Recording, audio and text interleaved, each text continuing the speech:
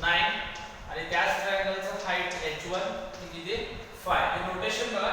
a1 stands for area of the first triangle, b1 h1 are corresponding their bases and heights of first triangle.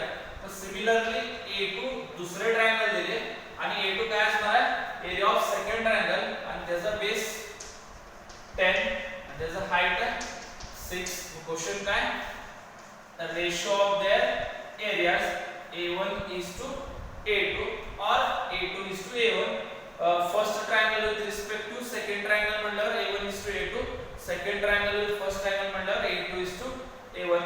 So 1/2 b1 h1 1/2 b2 h2. 1/2 cancel, but directly आपण b1 h1 b2 h2 लिहिले तर सुद्धा चालेल. पुढे आपल्याला reason लिहायला लागेल. Ratio of the areas of the two triangle is equal to ratio of their product of corresponding base and height. मग आता आपल्याला असे लिहिता येईल. सो b1 चा व्हॅल्यू प्रॉपर व्हॅल्यू यूज करूया. b2 बघा 10 into 6. फर्दर सिंप्लिफाय करूया. 5 1 जा 5 2 जा 3 3 जा 3 2 जा. मग फायनल व्हॅल्यू किती 3:4. So a1 is to a2 equal to 3:4.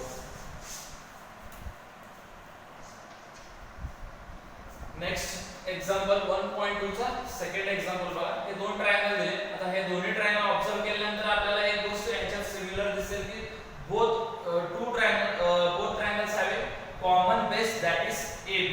आता कॉमन बेस जरी असेल तर एरियाचा रेशो आपल्याला कसं लिहिता येईल height respect to ratio of the heights of respective triangle. So area of triangle ABC divided by area of triangle ADB equal to ह्या ट्रायंगलची हाईट BC आणि ह्या ट्रायंगलची हाईट AD.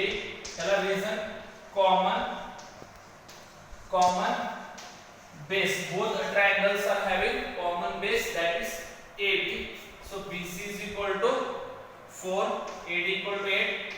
Simplify केल्यानंतर 1/2 area of triangle ABC divided by area of triangle ADB equal to 1/2.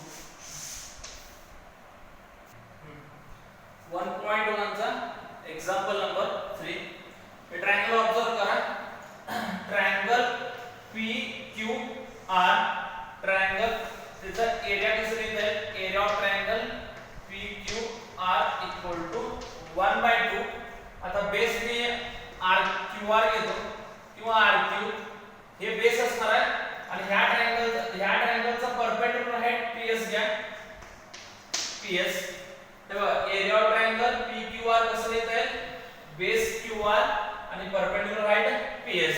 मग हेच ह्याच ट्रायंगलचा एरियाचा formula आपल्याला दुसऱ्या मेथडने सुद्धा लिहिता येईल. ज्यावेळी आपण QT परपेंडिक्युलर हाईट घेतो आणि PR बेस असणार आहे QT. ह्या दोन वेगवेगळे मेथडने आपल्याला triangle area of triangle PQR express करता येईल. परंतु दोन्ही केस मध्ये एरिया काय असणार आहे सेम असणार आहे. ज्यावेळी आपण QR बेस घेतो PS हाईट होईल. ज्यावेळी आपण PR बेस घेतो आणि ज्यावेळी QT काय असणार आहे परपेंडिक्युलर हाईट असणार. So area of triangle PQR equal to 1/2. आता ह्या दोन्हीचा आपण रेशो घेऊया. Area of triangle PQR divided by area of triangle PQR 1/2 into QR into PS 1/2 into PR into QT. आता हे रेशो कॅन्सल होईल 1:1 येईल. 1/2 कॅन्सल होईल. मग आता QR चा व्हॅल्यू करस्पॉन्डिंग व्हॅल्यू यूज करूया. 6 into PS 6 divided by PR चा व्हॅल्यू 12 आणि हे QT अननोन असणार आहे. So 36 equal to 12 into QT. So QT equal to 36 divided by 12. QT equal to 3 unit. आता हे सेंटीमीटर किंवा